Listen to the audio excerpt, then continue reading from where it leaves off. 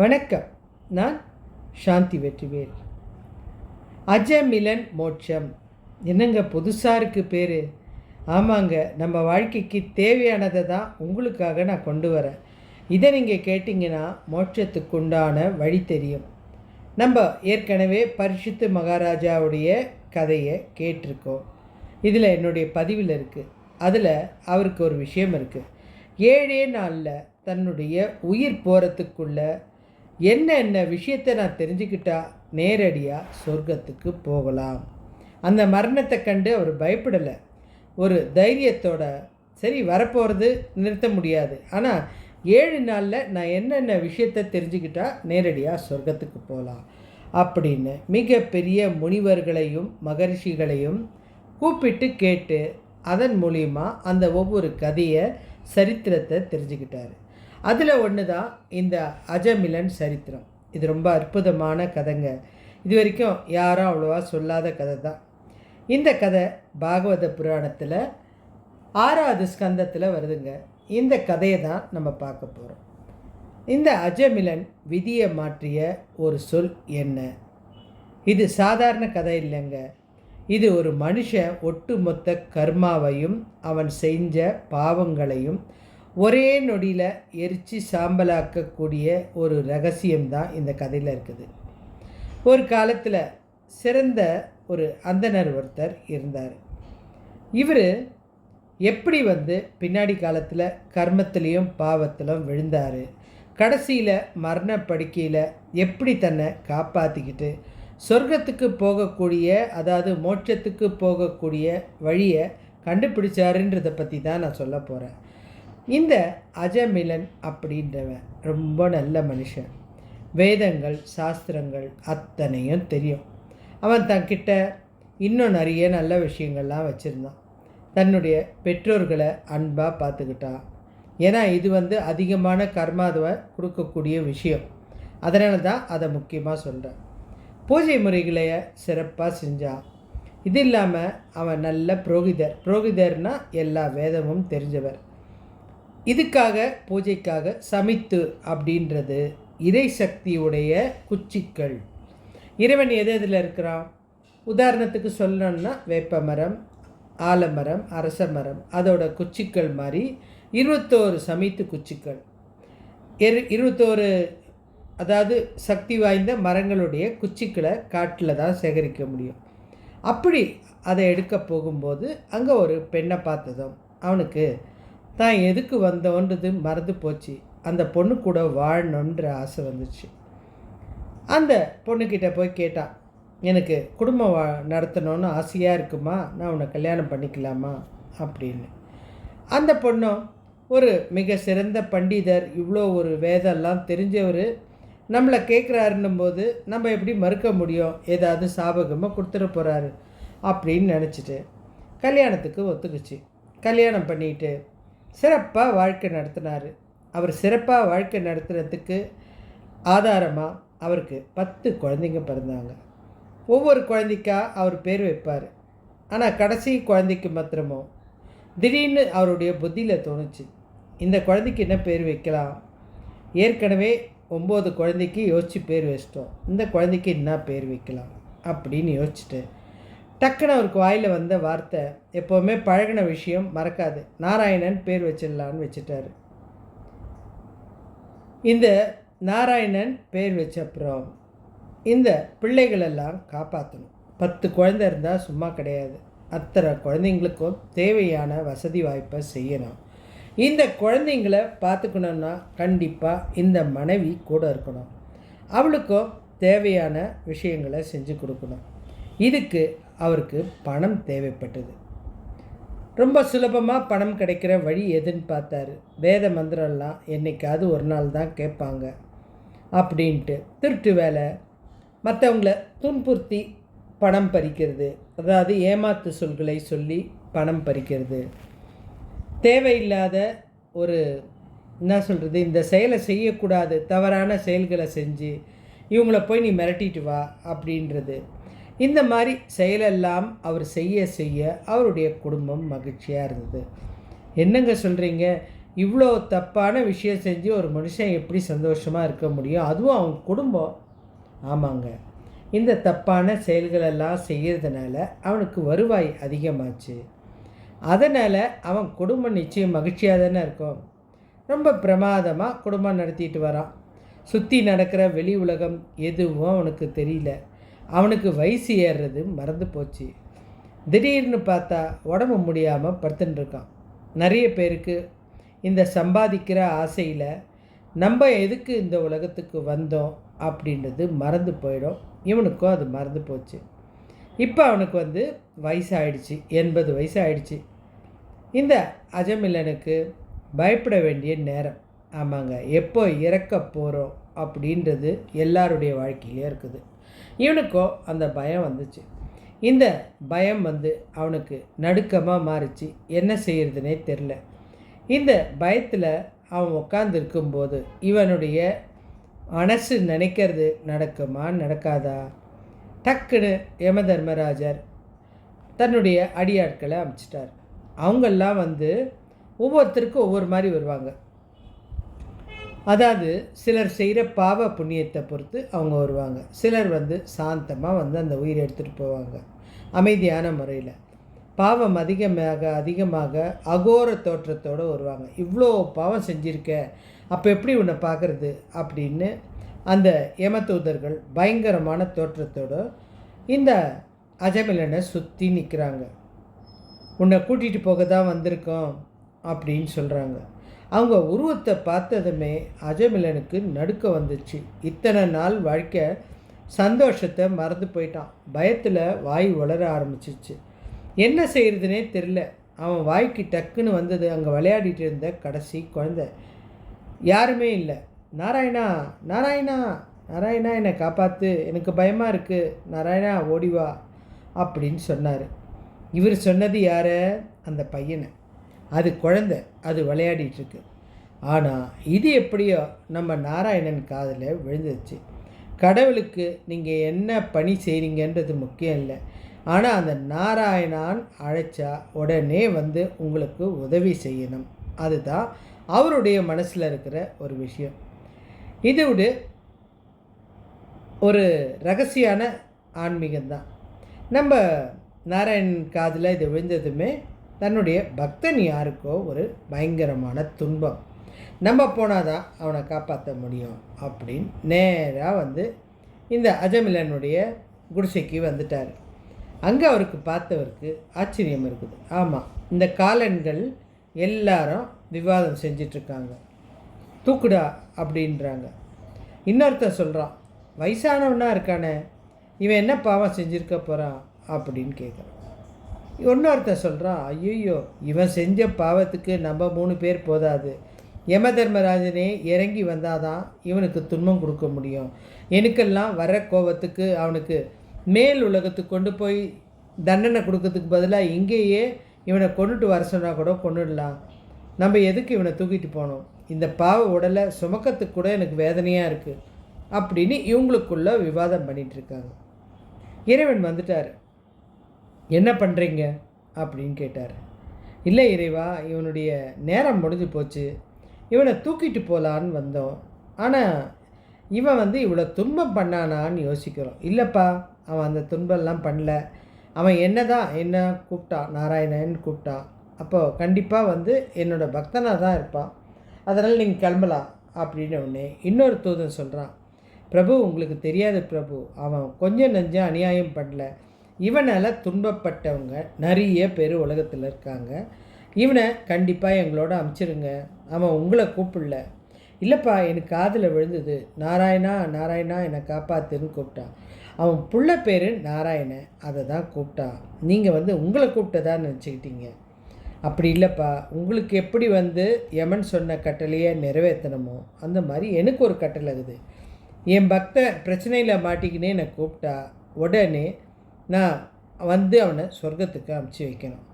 இல்லை இறைவா, இவன் அதிகமாக துன்பம் பண்ணவன், நீங்கள் நினைக்கிற மாதிரி நல்லவன் கிடையாது. உங்களையும் அவன் கூப்பிடல. இவன் வாழ்க்கையில் நிறைய பாவத்தை செஞ்சுருக்கான். அதனால் இவன் கூப்பிட்டது அவனுடைய பிள்ளைய தான் அப்படின்றான். கடவுள் சொல்கிறாரு, நீ இருக்கலாம், ஆனால் கூப்பிட்டது அதுதானே. நாராயணன்ற மந்திரம் ஒரு விதமான சக்தி. அதை சொல்லிட்டாலே அவனுடைய துன்பம்லாம் மறைஞ்சு போயிடணும். அதுதானே என்னுடைய கொள்கை அப்படின்றார்.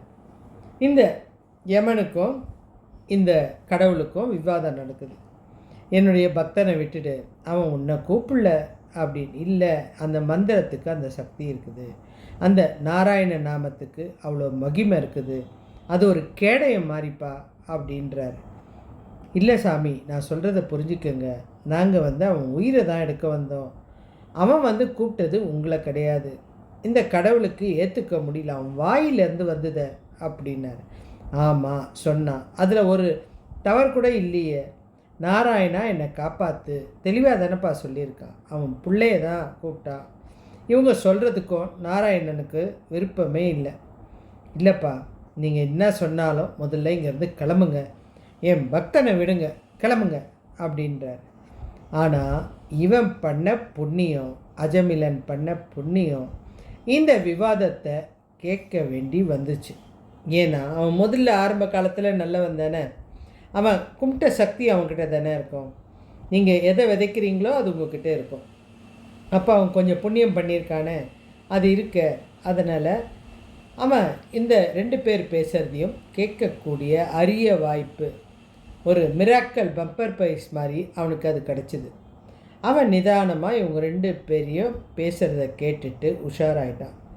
டக்குன்னு நம்ம மகாவிஷ்ணு காலில் விழுந்து, பிரபு, இந்த வாய் உங்கள் நாமத்தை தவிர வேறு எதோ சொல்லும், என்னை நீங்கள் தான் காப்பாற்றணும், ரட்சிக்கணும், வேறு வழி கிடையாது. நான் பாவம் கூட செஞ்சுருக்கலாம், ஆனால் எனக்கு உங்களை தவிர வேறு யாரும் காப்பாற்ற கிடையாது. பகவானை, நீ மாத்திரம்தான் இதுக்கு மனசு வைக்கணும். எனக்கு ஒரு வாய்ப்பு மாத்திரம் எனக்கு வாங்கி கொடு. நிச்சயமாக இந்த வாழ்க்கையை நான் நல்லபடி செய்வேன். எனக்கு இந்த அரிய வாய்ப்பு யாருக்கும் கொடுத்துருக்க மாட்டேன். கடவுள் நேரடியாக வந்தால் ஏதாவது ஒரு வரம் கொடுக்கணும். இன்றைக்கி நீ நேரடியாக நிற்கிற, எனக்கு ஒரு வரத்தை மாத்திரம் கொடுத்துட்டு போ அப்படின்னு தெளிவாக கேட்டான். கடவுளும் யோசித்தார். ஆமாப்பா, அவன் சொல்கிற மாதிரி அவனுக்கு ஒரு வாய்ப்பை கொடுக்கலாம்.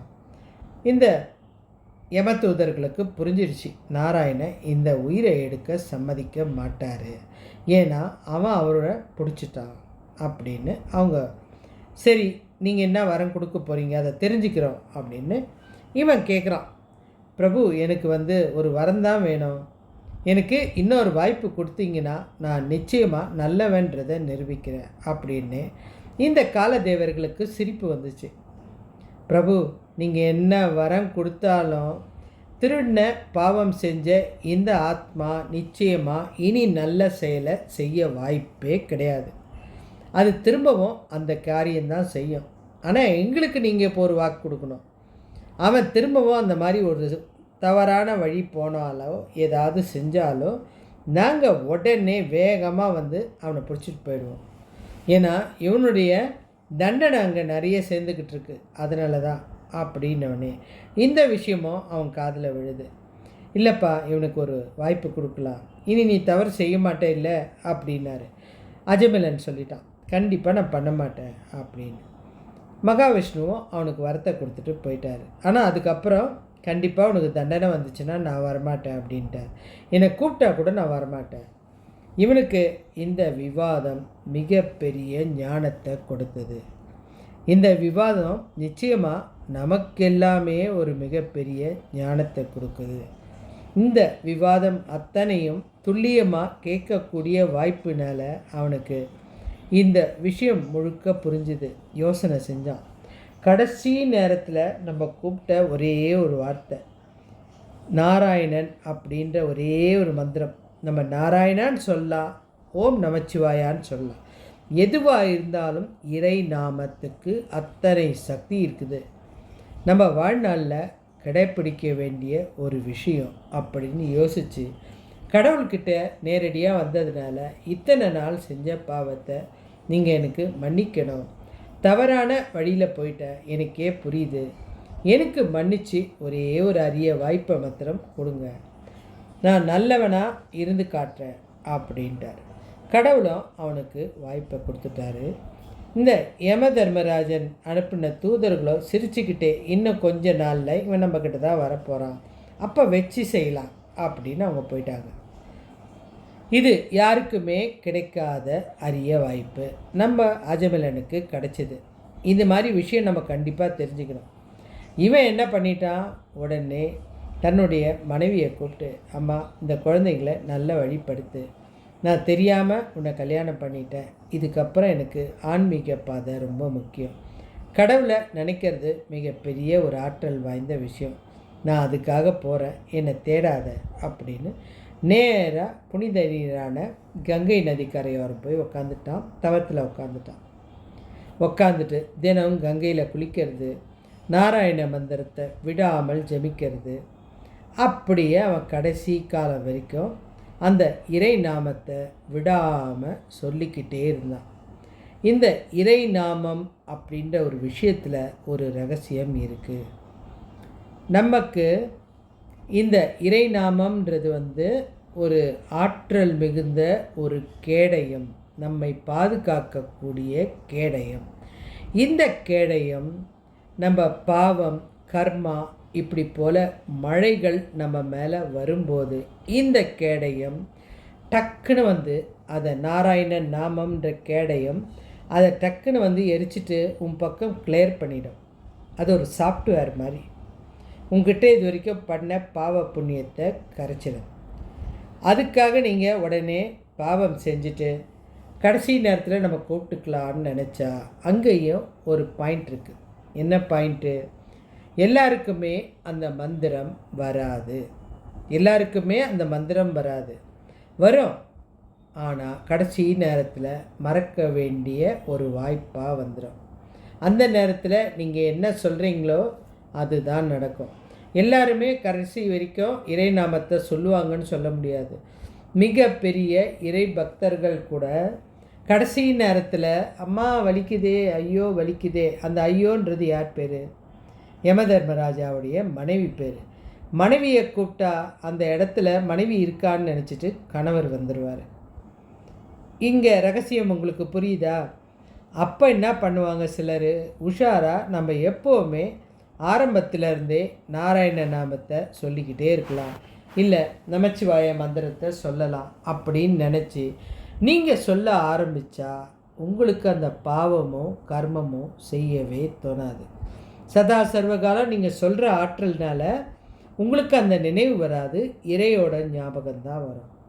ஒருவேளை நீங்கள் பாவம் செஞ்சுட்டு கடைசியாக நம்ம ஓம் நமோ நாராயணா ஏதாவது ஒரு மந்திரத்தை சொல்லிட்டா நம்ம மொத்த கர்மாவும் முடிஞ்சிடும் அப்படின்னு நினச்சா நீ சொன்ன அந்த ஒரு நிமிஷம் பாவம் கரையலாம், ஆனால் மரணம் வராது. மரண நேரத்தில் நிச்சயமாக யாராலையும் இந்த நாமங்களை சரியாக சொல்லவே முடியாது. இதுக்கு சில உபயோகம்லாம் பண்ணுவாங்க பெரியவங்க. ஒருத்தருக்கு மரணம் நெருங்க போகுதுன்னு மருத்துவர் சொல்லிட்டாருன்னா அந்த இடத்துல மிகப்பெரிய ஒரு நல்ல மனுஷங்களை கூப்பிட்டு அவங்க மூலிமா வேதத்தையோ நல்ல மந்திரங்களையோ அவங்களுக்கு உபதேசங்களோ எல்லா மதத்துலேயுமே இது பண்ணுவாங்க, சொல்லிக்கிட்டே இருப்பாங்க. இவங்களுக்கு மரணம் நெருங்க போதா அப்போ எல்லாரும் யாகம் மாதிரி ஒரு மந்திரம் மாதிரி விஷயத்தை தொடர்ச்சியாக சொல்லிக்கிட்டே இருப்பாங்க. குரூப்பாக கூட செயல்படுவாங்க. இதை சொல்ல சொல்ல சொல்ல அவங்க மனசுலேயே அந்த மந்திரம் வரும். அப்படி போக போகிற உயிர் மிகப்பெரிய ஒரு சக்தியான மோட்சத்தை அடையக்கூடிய உயிர். இப்போ நம்ம மனசில் ஒரு கேள்வி இருக்குது, நான் நிறைய பாவம் செய்கிறேன், நான் முதல்ல இருந்தே அந்த மந்திரத்தை சொன்னேன். ஆமாம், மந்திரத்தை சொன்னீங்கன்னா உங்களுக்கு பாவ எண்ணம் இருந்தாலும் அது மறந்துடும். அப்படி பண்ண நினச்சாலும் அந்த மந்திரம் உங்களை மாற்றி அமைச்சிடும். நீங்கள் செய்ய போனால் கூட உங்கள் மனசுக்கிட்ட அது சொல்லிடும், வேணாம் தப்பு அப்படின்னு சொல்லிடும். உங்களுக்கு அது புரிய வைக்கும். அதை தாங்க நிறைய பேர் செய்கிறாங்க. இந்த அஜமிலன் கதை சொல்லக்கூடிய மிகப்பெரிய ரகசியம் இது. அதாவது நீங்கள் கடைசி நேரத்தில் சொல்கிற வார்த்தை உங்களை காப்பாற்றும். ஆனால் நம்ம எல்லாருமே நிறைய பாவத்தை செஞ்சுட்டு கடைசி நேரம் இருக்கிறது அந்த மருத்துவமனையில் தான். அந்த மருத்துவமனையில் நமக்கு கொடுக்குற அந்த ட்ரீட்மெண்ட் எல்லாம் மிகப்பெரிய வலி. அந்த வலியில் நம்ம சொல்கிற வார்த்தை அம்மாடி ஐயோ இந்த வார்த்தை தான் வரும். யாரும் நாராயணா வலிக்குதே நாராயணா வலிக்குதேன்னு சொல்ல மாட்டாங்க. விஷயம் தெரிஞ்ச பெரியவங்க அதனால தான் என்ன பண்ணாங்க, ஒருவேளை நான் அந்த மந்திரத்தை மறந்துட்டேனா அப்படின்ட்டு தன்னுடைய பேரன் பேத்திகளுக்கு சாமி பேரை வைப்பாங்க. ஏன்னா பேரன் பேத்தியை பிடிக்காதவங்களே கிடையாது. இந்த சாமி பேரை வைக்கிறதுனால என்ன லாபம்னா, அந்த குழந்தைய அவங்களுக்கு பிடிக்கும். அடிக்கடி கூப்பிட்டுட்டே இருப்பாங்க. மகாலட்சுமி இங்கே வாம்மா, மகாலட்சுமி இங்கே வா, நம்ம ராமா இங்கே வாப்பா அப்படின்றது, சாமி பேராக சொல்கிறது, அந்த மாதிரி நாராயணா இந்த பேரை சொல்கிறது. இதனால் அவங்களுக்கு அடிக்கடி சொல்கிறதுனால கூப்பிட முடியலன்னா கூட பேரனையோ பேத்தியோ அப்படி தொடர்ச்சியாக கூப்பிடும்போது ஆட்டோமேட்டிக்காக அந்த சக்தி வந்துடும். இது மிகப்பெரிய ஒரு ரகசியமான விஷயம். நீங்களும் இதை பயிற்சி பண்ணி பாருங்கள். ஆனால் பாவம் செஞ்சுட்டு கடைசியாக பண்ணலான்னு நினச்சோம்னா கண்டிப்பாக வாய்ப்பு கிடைக்காது. மரணம் எப்போ வரும் எப்போ போவோன்றது யாராலையும் கண்டுபிடிக்க முடியாத ரகசியம். நீங்கள் வேணால் பாருங்கள், ரொம்ப சீரியஸாக இருப்பாங்க, இப்போவே அவ்வளோதான் இவங்க கதை முடிஞ்சுது அப்படின்னு நம்ம நினைக்கும்போது அவங்க அந்த உயிர் பிரச்சனையிலேருந்து மீண்டு இன்னும் 10-15 வருஷம் வாழ்ந்தவர்களும் இருக்காங்க. எனக்கு தெரிஞ்சு ஒரு அண்ணன் தம்பி, அதில் தம்பிக்கு வசதி இருக்குது, அண்ணனுக்கு கேன்சர் வந்துருச்சு. அவர் அவ்வளோதான், இதுக்கப்புறம் காப்பாற்ற முடியாது, வீட்டுக்கு கூட்டிகிட்டு போயிடுங்க. தம்பிக்காரன் சொல்கிறான், நான் ஏதாவது பணம் செலவு பண்ணுறேன், இருக்கிற பணத்தை எல்லாம் கூட கொண்டு வந்து கொடுக்குறேன், எப்படியாவது எங்கள் அண்ணனை காப்பாற்றிடுங்க. எங்கள் அண்ணன் உயிரோடு இருந்தால் அவருக்கு 2 பொண்ணுங்க இருக்குது, அவங்களுக்கு கல்யாணம் பண்ணணும், நடந்த விஷயத்தை தான் நான் சொல்கிறேன் அப்படின்னார். அந்த அம்மாவுக்கும் ரொம்ப சந்தோஷம், அண்ணனுடைய மனைவிக்கும் தன்னுடைய மச்சனை இவ்வளோ தொலைவு உதவுறாருன்னு. ஆனால் கடைசியில் அவர் தான் கிட்டே இருந்த பணம், வீடு எல்லாத்தையும் விற்று கொண்டு கிட்டத்தட்ட எவ்வளோ பணத்தை செலவு பண்ணி அண்ணனுக்கு ட்ரீட்மெண்ட் எடுக்க சொல்லிட்டார். அண்ணனும் சிறப்பாக குணமாயாச்சு, வந்தாச்சு. அண்ணன் வந்துட்டார். ஆனால் தம்பிக்கு எதிர்பாராத மரணம் ஏற்பட்டுடுச்சு. நல்லா இருந்த மனுஷன் திடீர்னு கடவுளோட அழைப்பால் கிளம்பிட்டார். தம்பியோட வீட்டை தான் விற்றுருக்காங்க, தம்பியோட பணத்தை தான் கொடுத்துருக்காங்க. ஆனால் அண்ணன் அதுக்கப்புறம் சிறப்பாக வாழ்ந்தார். ஆனால் தம்பியோட குடும்பத்தோட சம்பந்தமே வச்சுக்கல. அதுக்கப்புறம் அவர் ரொம்ப நாள் வாழ்ந்தார். தன்னுடைய மகள்களுக்கு கல்யாணம் பண்ணார். தன்னுடைய மகளுடைய குழந்தைங்க கிட்டெல்லாம் கொஞ்சறாரு. ஆனால் இது அத்தனையும் தம்பியோட மனைவி ஏக்கத்தோடு பார்த்துட்ருக்கா. ஒரு உயிரை காப்பாற்றின நல்ல விஷயம் பண்ணாங்க. இது உலகத்தில் நடக்கிற நிறைய விஷயம். மரணம் அப்படின்றது நம்ம கையில் இல்லை. ஒருவேளை நான் சொன்ன இந்த கதை போல் யார் வாழ்க்கையிலையாவது நடந்துச்சுன்னா அந்த நன்றி கடனை கண்டிப்பாக விட்டுறாதீங்க. அவர் நீங்கள் நல்லா இருக்கணுன்றதுக்காக ஒரு வீட்டை கொடுத்து தன்னுடைய வாழ்க்கைக்கு தேவைன்னு கூட நினைக்காம அத்தனையும் கொடுத்து காப்பாற்றிட்டு, இன்னும் கேட்டால் உங்கள் மரணத்தை ஏதோ ஒரு வகையில் அவர் வாங்கிட்டு போயிட்டார். அப்போது அந்த குடும்பத்துக்கு உங்களால் செய்ய முடிஞ்ச உதவியை செய்யுங்க. இதெல்லாம் ஒரு கடவுளோட செயல். நம்மளுக்கு இதெல்லாம் புரியல. நான் நல்லா இருக்கேன், நான் சூப்பராக இருக்கேன், என்னை எவன் காப்பாற்றினாலும் எனக்கு அதை பற்றி கவலை இல்லை, எவன் உயிரை விட்டாலும் கவலை இல்லை. இது கூட பாவம் கர்மாவில் சேரும். இது உங்களுக்கு பல ஜென்மத்தையும் தாண்டி உன்னுடைய குடும்பம் நிம்மதி இல்லாமல் போகும். இறை ரகசியம் தெரிஞ்சிக்கக்கூடாது, ஆனால் தெரிஞ்சுக்கினா அதை மறக்கக்கூடாது. எப்படி இந்த உலகத்தில் வாழணும், யாரையும் துன்புறுத்தாமல் ஒருத்தரை ஏமாற்றி ஒருத்தருக்கு கஷ்டம் கொடுத்துட்டு வாழக்கூடிய வாழ்க்கை மிக மிக மோசமானது. அதில் கிடைக்கிற அந்த பணம் கடைசி வரை உங்கள் கூட வருமானா வாய்ப்பே கிடையாது. அது அந்த வழியிலேயே உங்கள் கண் எதிர்க்கவே மறைஞ்சு போயிடும். நீங்கள் எதிர்பார்க்குற எதுவும் கிடைக்காது. நீங்கள் சொத்து சேர்த்து வச்சுருந்தா அந்த சொத்து கண்டிப்பாக உங்கள் வம்சத்துக்கு போயிடும். உங்களுக்கு தெரியாது, நீங்கள் எழுதி கூட வைக்க வேணாம். ஆனால் பாவம் சேர்த்து வச்சுருந்தா அந்த பாவமும் நீங்கள் எழுதி வைக்காமையே உங்கள் வம்சத்து பரம்பரையை தாக்கும். அதனால தான் நான் இதை குறிப்பாக சொல்கிறேன். இந்த அஜமிலன் புரிஞ்சிக்கிட்டு புண்ணிய வழியில் போயிட்டார். அந்த வாய்ப்பு நம்மளுக்கு கிடைக்காது. அதனால் நம்ம ஆரம்பத்துலேருந்தே நல்லதாக இருப்போம். இது போல் மேலும் நல்ல கதை வேணும்னா சேனலை சப்ஸ்கிரைப் பண்ணுங்கள். நன்றி.